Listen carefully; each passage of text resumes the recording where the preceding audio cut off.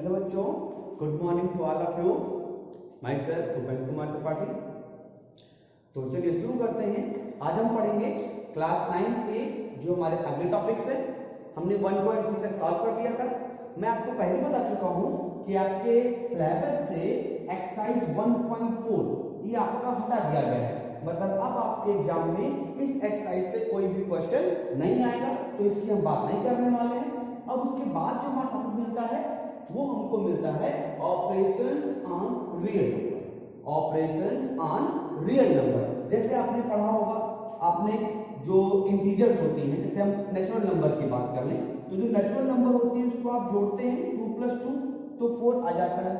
उसी तरह से अगर हम √2 और √2 को जोड़े तो क्या मिलेगा हमको, या 2 + √2 को जोड़े तो हमको क्या मिलेगा। तो ये आपके जो हैं, आप जानते हो रियल नंबर्स में क्या होता है।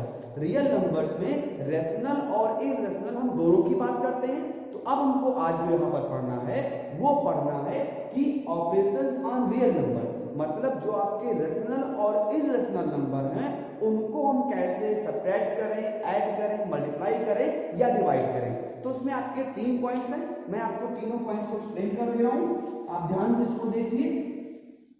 हमारा पहला पॉइंट बनता है, पहला पॉइंट ध्यान से सुनिए। पहला हमारा पॉइंट बनता है कि अगर एक आपकी इरेशनल नंबर है और दूसरी आपकी रेशनल नंबर है, इनको आप ऐड करें या इनको आप सब्ट्रैक्ट करें।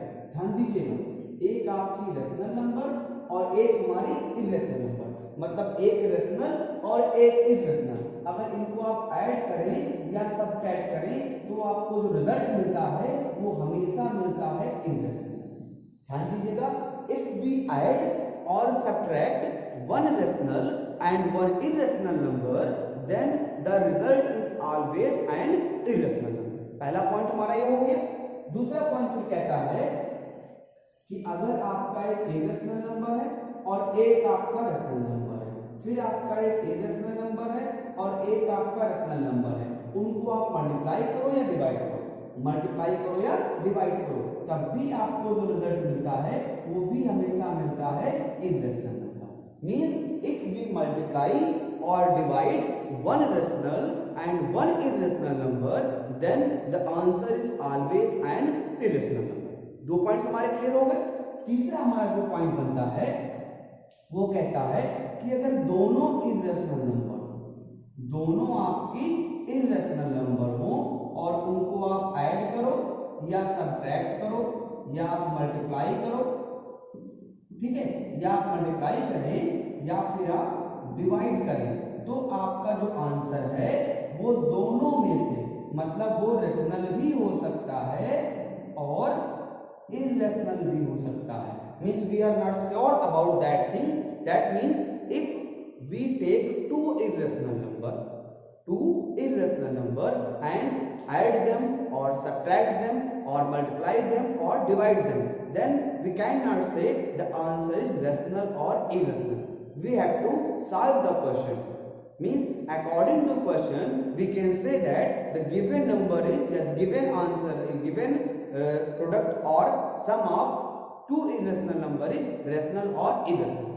मीन्स हमको करके देखना पड़ेगा, वहां पे हम श्योर नहीं है कि उसका जो आंसर होगा वो रेशनल आएगा कि इरेशनल आएगा। बट अगर हमारे पास एक रेशनल और एक इरेशनल है तब तो हम श्योर हैं कि हमारा आंसर हमेशा इरेशनल ही आएगा।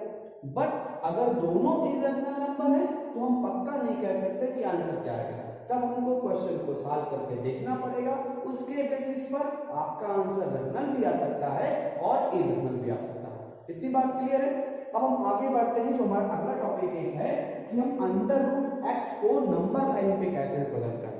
देखिए, जो √x को रिप्रेजेंट करेंगे इससे हमारा क्या फायदा होगा, हम अगली एक्सरसाइज के सारे क्वेश्चन बड़ी आसानी से कर लेंगे। मतलब √x को करने का मतलब हुआ कि हमको कोई भी नंबर देगा √ में तो उसको हम x की जगह पर रख देंगे और हम उसी तरह से प्रूव कर सकते हैं। मतलब हम √x का प्रूव कर लेंगे, how to represent √x on number line. After that x की जगह पर जो भी नंबर होगी हम पूरे स्टेप में x को उस नंबर से रिप्लेस कर देंगे और हमको हमारा आंसर मिल जाएगा। ठीक है, तो चलिए शुरू करते हैं।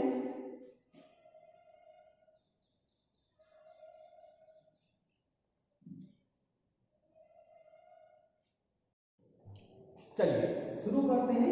अंडर रूट एक्स को नंबर लाइन पर रिप्रेजेंट करना। To represent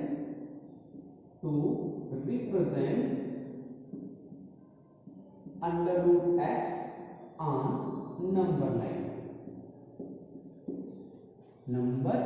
line. इसको हम कैसे नंबर लाइन पे करेंगे इसकी हम बात कर लेते हैं। ठीक है भाई, तो शुरू करते हैं। देखिए पहला हमारा काम क्या होगा, हम एक लाइन ड्रा करेंगे ए बी। हम एक लाइन ड्रा कर लेंगे आपका ए बी, जो हमारा बराबर होगा एक्स के। जो किसके बराबर आपका हो जाएगा, एक्स के। मतलब जो भी आपको एक्स की वैल्यू दी गई है उतनी बड़ी हम एक लाइन ड्रा कर लेंगे। ये आपका हो जाएगा एक्स के। फर्स्ट ऑफ ऑल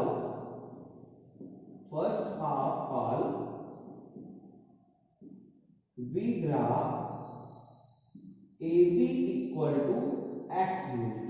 हमने क्या ड्रा कर लिया है, AB equal to X unit. मतलब जो भी हमको लाइन दिया हुआ है हमें उससे कोई मतलब नहीं है, जो अंडर रूट में वैल्यू है, ठीक है, उतने यूनिट का हम एक लाइन ड्रा कर लेंगे AB। हमने नाम दे दिया AB, आप और भी नाम दे सकते हैं, बस हमने AB उसको नाम दे दिया। यहां तक बात क्लियर है। उसके बाद now we extend AB to AC such that BC equal to 1 unit। BC equal to 1 unit। अभी हम क्या करेंगे, इसको C तक बढ़ाएंगे और इस तरह से बढ़ाएंगे कि यहां से यहां तक की जो वैल्यू है वो हमारी हो जाएगी 1 यूनिट। इतनी बात क्लियर है। मतलब ए बी आपका कुछ भी होगा, हमको BC सिर्फ बढ़ाना है 1 यूनिट। अब 1 यूनिट का मतलब हो सकता है वो 1 सेंटीमीटर हो, वो 1 मीटर हो। भाई जिस यूनिट में ये दिया होगा उसी यूनिट में हम इसको भी बढ़ा देंगे। इतना हमने काम कर लिया। उसके बाद हम AC का मिड पॉइंट लेंगे। ध्यान दीजिएगा, हमको लेना किसका, AC का मिड पॉइंट, AB का नहीं, AC का हम मिड पॉइंट लेंगे। तो मान लिया आपका AB AC का मिड पॉइंट यहाँ पर, ठीक है। हम थोड़ा सा और सही से कर लेते हैं। AC का मिड पॉइंट आपका लगभग यहाँ पर आ गया, ठीक है। और इस पॉइंट को हम नाम दे देंगे, थोड़ा सा बीच में नहीं दिख रहा है, इस पॉइंट को हम नाम दे देंगे आपका O। हमने इसको O नाम दे दिया। AC का हमने हाफ कर दिया और उसको हमने O नाम दे दिया। उसके बाद देखिए, now we take O as the mid point of AC। हमने O को क्या मान लिया, AC का मिड पॉइंट मान लिया है। बस आप इसको ध्यान दीजिएगा भाई, आप नाप के जब बनाएंगे तो आपका एग्जैक्ट बनेगा। हम नाप के तो बना नहीं रहे, हमको बराबर नहीं दिख रहा है। ये आपका यहाँ पर हो गया हमारा O, ठीक है। अब उसके बाद O को आप सेंटर मानेंगे। O को क्या मानेंगे, सेंटर मानेंगे और एक सेमी सर्किल ड्रा करेंगे। तो हम O को सेंटर मान के एक सेमी सर्किल ड्रा करते हैं। तो आपको लिखना पड़ेगा यहाँ पे taking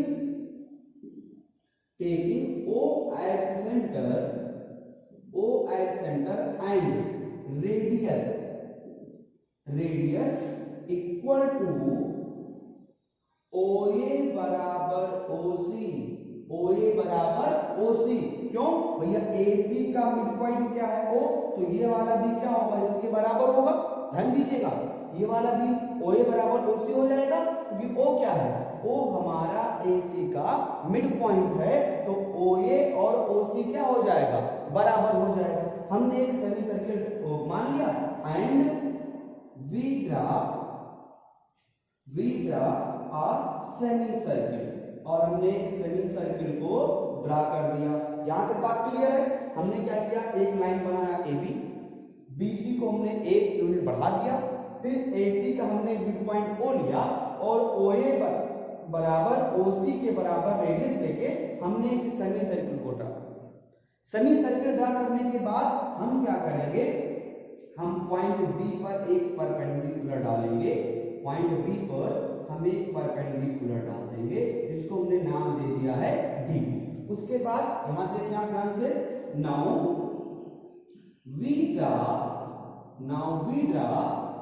DB perpendicular AC। DB perpendicular AC, हमने क्या किया, AC पर एक परपेंडिकुलर डाल दिया है जिसका आपका नाम है BB और उसके बाद हम OD को आपके ज्वाइन कर देंगे। ज्वाइन करने से कोई फायदा होगा? बिल्कुल होगा। हम OD को ज्वाइन कर देंगे। हमने OD को ज्वाइन कर दिया। AC and B join OD। इतनी बात क्लियर है भाई? हमने भी थोड़ा सा काम किया है, इतना हमारा काम बन गया। अब आगे बढ़ते हैं। आगे आप देखें ना,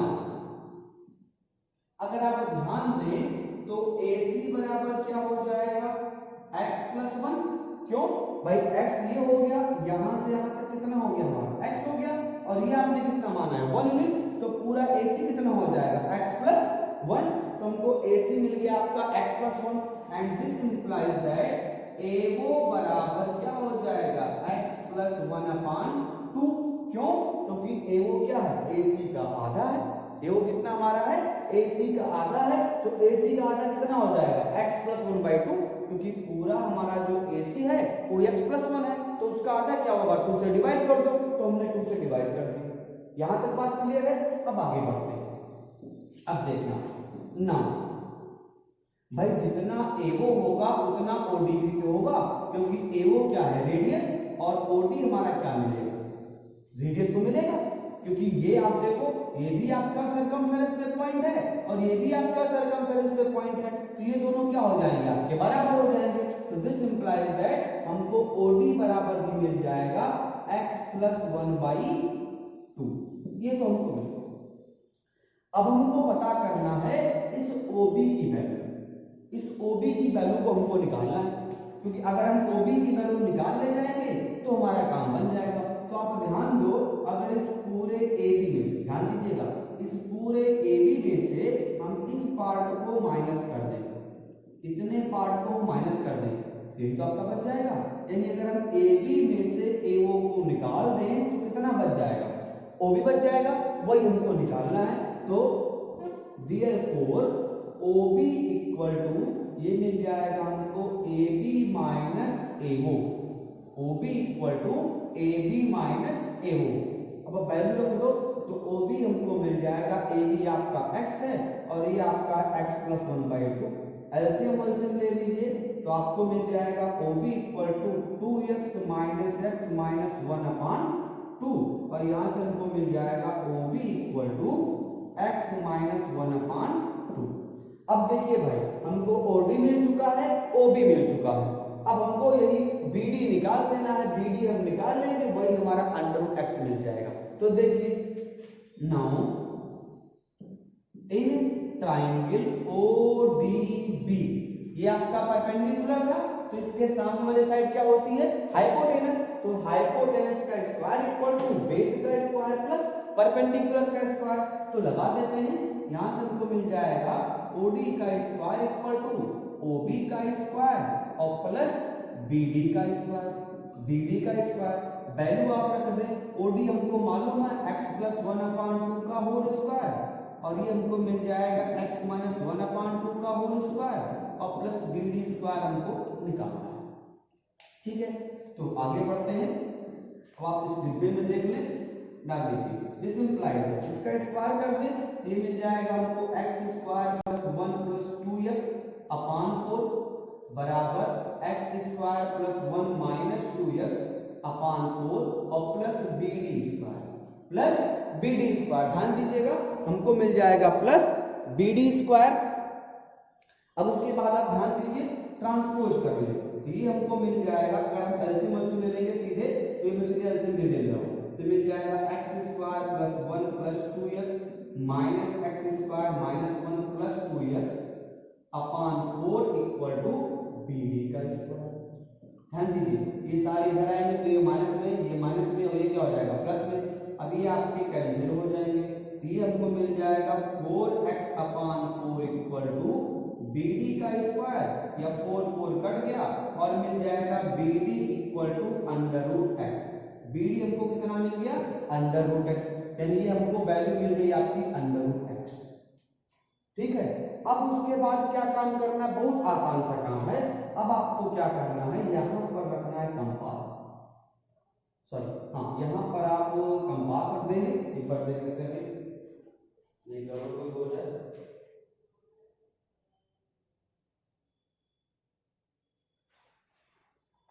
अब आप यहाँ पे कंपास रखें, इतना लेके रेडियस और ऐसे आर्क लगा देंगे और जहां पर कट करेगा वो हमारा हो जाएगा अंडर एक्स ऑन नंबर में।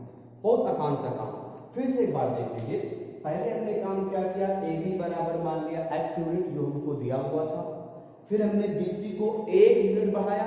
ये x की वैल्यू कुछ भी दी हो, हमको इसको सिर्फ 1 ही यूनिट बढ़ाना है, हमने बढ़ा दिया। फिर उसके बाद हमने कुछ लैंग्वेज लिख के परपेंडिकुलर डाल दिया। ये आपका मेन काम होता है, ये निकालना।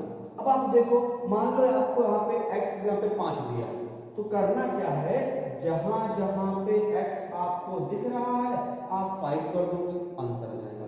मतलब जिस जिस प्लेस पे x दिया है उस प्लेस पे आप 5 कर दोगे, 6 कर दोगे, 7 कर दोगे, जो भी आपको निकालना है। √7 निकालना है, √11 निकालना है, √9 निकालना है, कुछ भी निकालना है। बस क्या करना है, जिस जिस जगह पे आपको x दिख रहा है उस प्लेस पे आप कर देंगे वो नंबर जिसको आपको रिप्रेजेंट करना है। बस इतनी सी बात है। बात क्लियर हो गई? तो इसको आप स्क्रीनशॉट लेके नोट कर ले, फिर हम आगे बढ़ते हैं।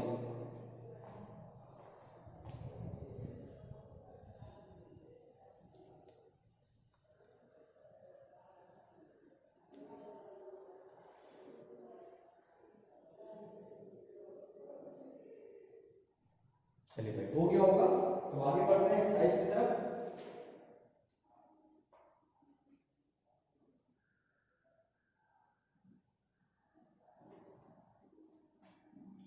एक्सरसाइज को सॉल्व कर लेते हैं। एक्सरसाइज 1.5 मारिए, बहुत ही आसान सी एक्सरसाइज है और बड़ी इंटरेस्टिंग भी है, और इस पे आपके क्वेश्चन जरूर आपके एग्जाम में मिलेंगे आपको।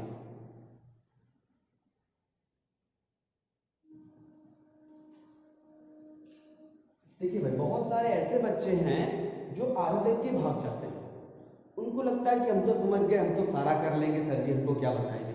ठीक है भाई, अगर आप सारा कर लेते हैं तो अच्छी बात है, लेकिन जब तक आप कंप्लीट सेशन नहीं देखेंगे आपके सारे पॉइंट्स क्लियर नहीं होंगे। आपको लगेगा कि आप कर लेंगे, बट आप कर नहीं पाएंगे, क्योंकि अभी हमने केवल समझाया है, फार्मूला समझाया है, अब हमने क्वेश्चन तो करवाया नहीं। तो रास्ता आपको मालूम चल गया है, लेकिन चलना कैसे है ये भी तो जानना पड़ेगा। भाई रास्ता हमको मालूम है कि रास्ता आपका बना हुआ है, लेकिन उस रास्ते पे हम जाएं कैसे, कितनी स्पीड से जाएं, वो सारा आपको देखना पड़ेगा। तो आप पूरे सेशन को कंप्लीट देखें। ठीक है, आगे बढ़ते हैं एक्सरसाइज 1.5 पे। ये हमारी एक्सरसाइज 1.5 है। मैं पहले आपसे बोल चुका हूं कि 1.4 हमारे सिलेबस से निकल चुका है। अब यहाँ कह रहा है simplify each of the following expression. हमको सिंप्लीफाई करना है, तो मैं उसको आपके सामने सीधे क्वेश्चन लेके आ रहा हूँ। Simplify each of the following expression.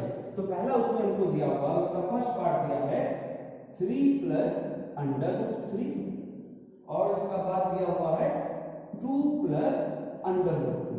अभी हमने आपको समझाया था ऑपरेशंस ऑन रियल नंबर, तो उसी का टॉपिक है। देखिए बहुत आसान सा भाई, जैसे आप नॉर्मल मल्टीप्लाई करते हो, पहले आप 3 को इन दोनों से कर दो, तो आपका हो जाएगा 6 और प्लस ये मिल जाएगा 3 प्लस इसको कर दो, ये मिल जाएगा 2 और ये हो जाएगा अंडर रूट के अंदर तो क्या मिल जाएगा √6।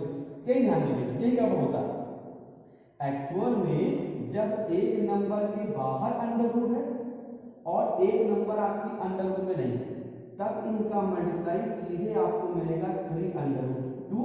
जैसे आपको मिलता था x × 2, ये कितना मिलता था 2x। लेकिन अगर दोनों नंबर पे रूट है तो वो अंदर भी मल्टीप्लाई हो जाएंगे। ये कितना मिल जाएगा आपको √6। जैसे आपने देखा होगा x × x, ये क्या होता था x², तो पावर में चेंज होता था।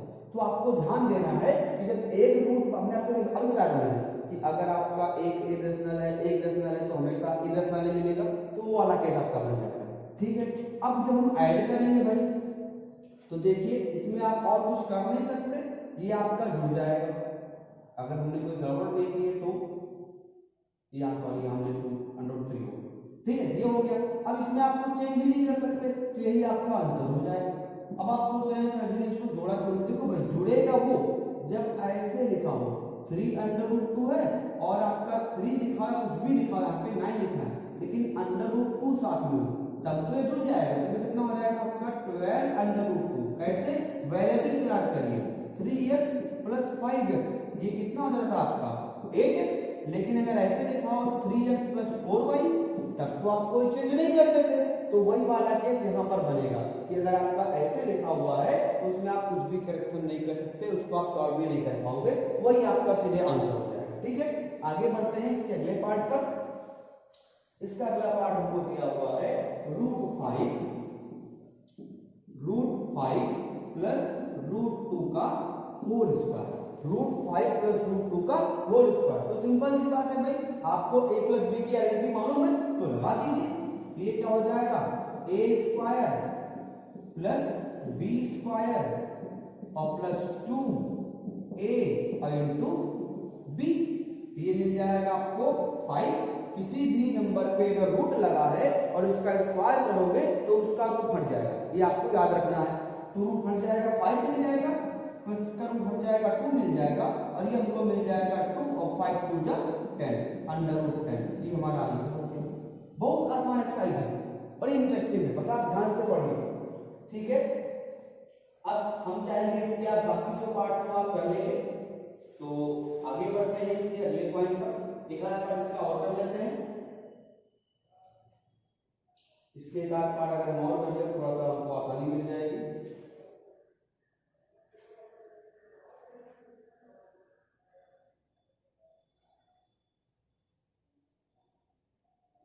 ठीक है,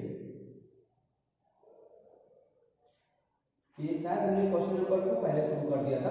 क्वेश्चन नंबर 1 जो हमारा है वहां बताना है classify the following numbers as rational और इरेशनल। यहाँ आपको बताना है, जो आपका पहला क्वेश्चन था हमने बाय मिस्टेक आपका 2 पहले करवा दिया है। पहला आपका इसमें पहला क्वेश्चन का जो फर्स्ट पार्ट है 2 माइनस √5, सेकेंड पार्ट आपको दिया है 3 प्लस √23 माइनस √23, थर्ड पार्ट आपको दिया है 2 √7 अपॉन 7 फोर्थ पार्ट आपको दिया हुआ है 1 अपॉन √2 और फिफ्थ पार्ट आपको दिया है 2 पाई। आपको बताना है कि ये रेशनल है कि इरेशनल है। तो भैया बड़ी सिंपल सी बात है, आपको मैंने अभी बताया था कि अगर आपने एक रेशनल लिया है और एक इरेशनल लिया है तो आप चाहे ऐड करो चाहे सब्ट्रैक्ट करो, आंसर क्या आएगा, हमेशा इरेशनल आएगा। तो ये तो हमारा सीधे हो गया इरेशनल। अब यहाँ देखो, जब आप ब्रैकेट को ओपन करोगे तब क्या होगा, ये पूरा पूरा कैंसिल हो जाएगा और हमको मिल जाएगा 3, और 3 क्या होता है, रेशनल नंबर होता है, तो ये हमारा रेशनल बन जाएगा। उसके बाद आप देखो √7 कैंसिल हो जाएगा, हमको मिल जाएगा आपका 2/7, और ये भी क्या होता है, रेशनल होता है। यहाँ पे आप देखो एक इरेशनल है एक रेशनल है, पक्की बात है ये क्या हो जाएगा, इरेशनल आपका हो जाएगा, कुछ करना ही नहीं था। और पाई आपको मैं पहले बोल चुका हूं कि पाई क्या होती है, इरेशनल, तो 2 पाई भी क्या हो जाएगा, ये भी आपका हो जाएगा इरेशनल। ये आपका क्वेश्चन नंबर फर्स्ट था, बाय मिस्टेक हमने पहले क्वेश्चन नंबर 2 कर दिया, तो इसको आप नोट कर लेंगे, फिर हम आगे बढ़ते हैं। दोनों क्वेश्चन आप नोट कर ले, 1 और 2 आपका हो गया।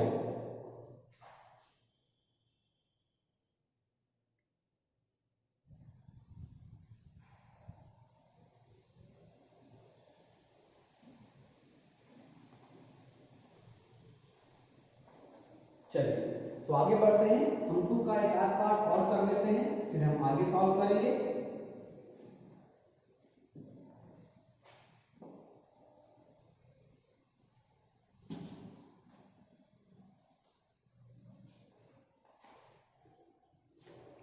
देखिए 2 का एक आध पार्ट हम और कर लेते हैं।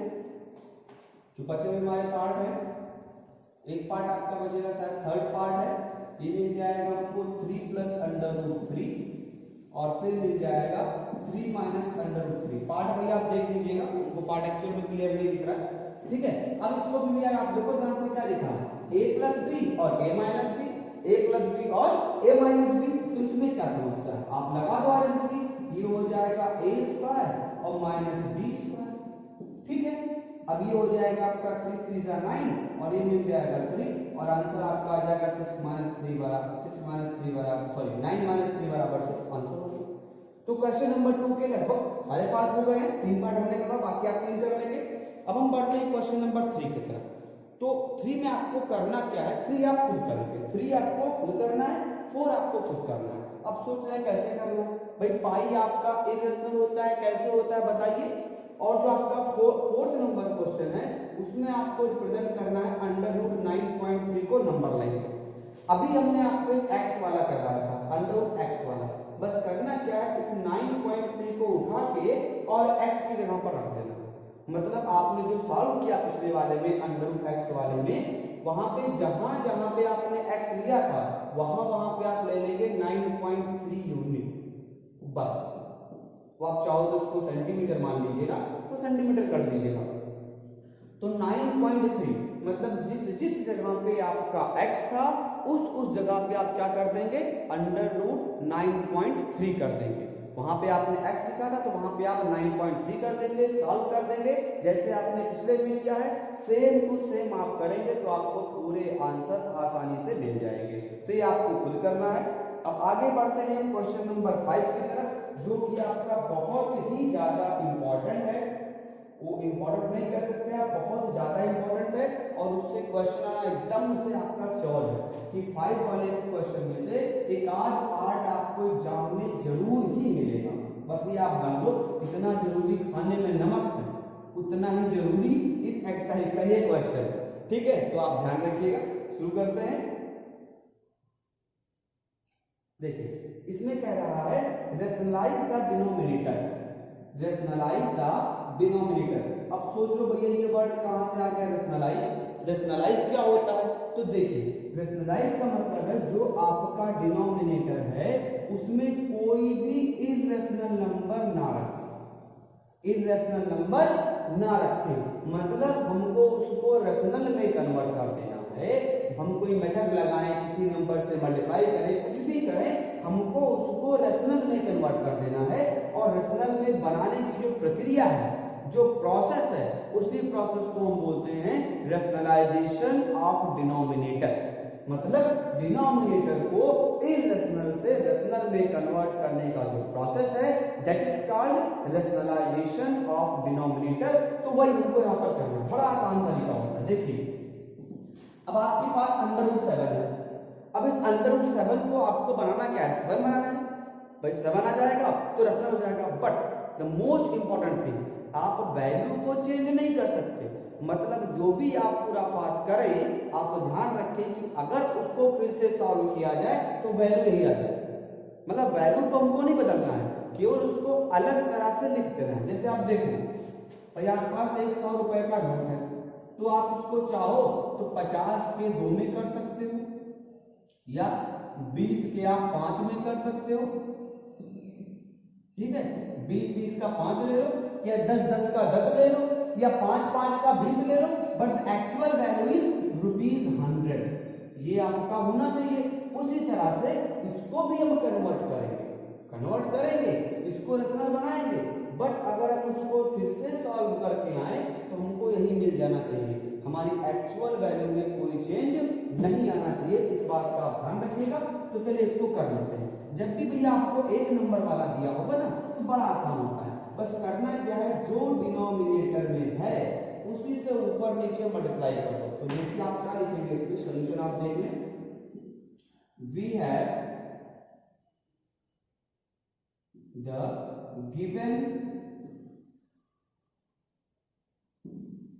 गिवन नंबर कितना दिया है आपको, 1/√7। अब करना क्या, इसको रेशनलाइज करना है। तो इसमें आप लिख दें टू रेशनलाइज द डिनोमिनेटर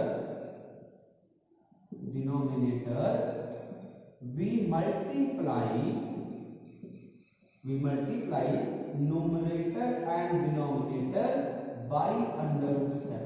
अब सोचो √7 कहां से है, यहाँ पे लिखा हुआ एक नंबर वाला जब भी दिया है तो जो नीचे दिया है उसी से ऊपर नीचे मल्टीप्लाई कर दो।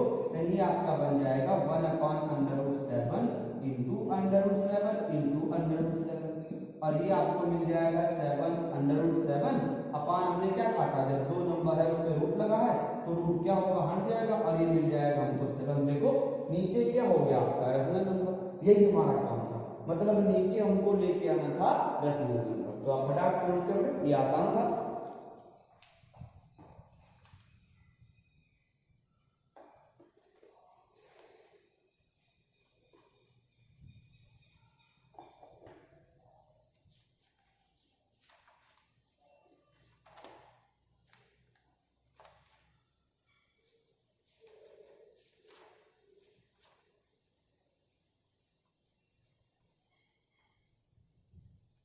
ठीक है भाई, चलो आगे बढ़ते हैं।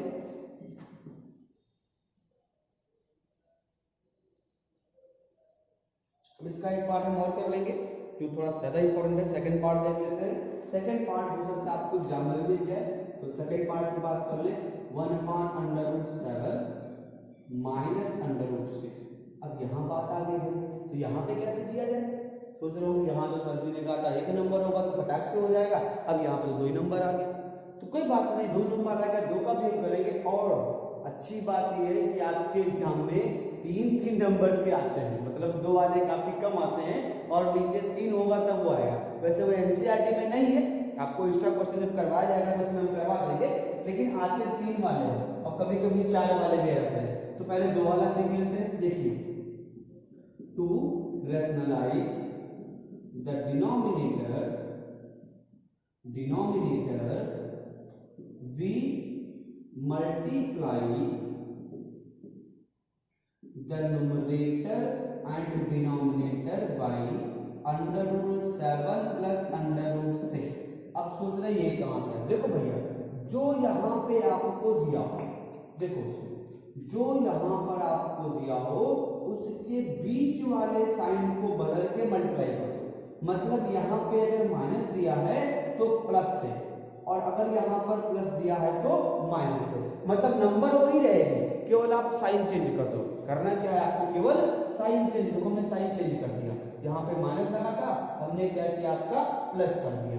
अगर यहाँ पर प्लस लगा होता तो यहाँ पर हम माइनस कर देते हैं। बस इसको हम बोलते हैं कॉन्जुगेट। एक आपका वर्ड होता है कॉन्जुगेट, इसको हम बोल देते हैं कॉन्जुगेट। तो उसी से हमको मल्टीप्लाई कर देना होता है। तो मल्टीप्लाई करके देखते क्या मिलता है, तो मल्टीप्लाई कर दीजिए, तो ये हमारा बन जाएगा 1/√7 minus √6 into √7 plus √6 upon √7 plus √6। ये मिल गया, ठीक है। सॉल्व कर दो, ये मिल जाएगा आपको √7 प्लस √6, और नीचे क्या लिखा है? a minus b a plus b. तो a minus b a plus b क्या हो जाएगा? a का स्क्वायर और माइनस b का स्क्वायर। तो ये हमको मिल जाएगा आपका √7 प्लस √6 अपॉन 7 माइनस 6। तो ये हमको मिल जाएगा √7 प्लस √6 अपॉन 1। अब देखिए आप ध्यान से, आपका डिनोमिनेटर क्या हो गया? ये हो गया रेशनल नंबर, और इसी को हमको करना था, रेशनलाइज करना था डिनोमिनेटर को। तो हमने डिनोमिनेटर को रेशनलाइज कर दिया। बहुत आसान था, फटाक से हो जाएगा। अब हम उम्मीद करेंगे कि बाकी जो आपके क्वेश्चंस बचे हुए हैं उसको भी आप इसी तरह सॉल्व कर लेंगे। तो हमारी एक्सरसाइज 1.5 भी आज खत्म होती है। अगले दिन हम जब मिलेंगे तो आपको हम पढ़ाएंगे कि अगला आपका एक्सरसाइज 1.6 है, फिर हम चैप्टर 2 को शुरू करेंगे। 1.6 पढ़ने से पहले आपको मैं उम्मीद करूंगा कि आप जो लास्ट ईयर क्लास 8 में आपने कुछ पढ़े हुए थे लॉज ऑफ एक्सपोनेंट, उसको आप याद करके आएंगे, क्योंकि अगली एक्सरसाइज में आपको उसी पर बेस्ड क्वेश्चन है। वो आपके मुश्किल से 10 मिनट के क्वेश्चन है। 10 मिनट के अंदर हम सारी 1.6 सॉल्व कर लेंगे और फिर हम पहुंच जाएंगे चैप्टर 2 पर। तो आप उम्मीद करेंगे चैप्टर 2 हमारा थोड़ा सा बड़ा है, तो आप उसको पूरा सॉल्व कर ले। फिर हम मिलते हैं कल। आप पूरा वीडियो जरूर देखिए, बीच में छोड़ के कभी ना। चलिए, थैंक यू।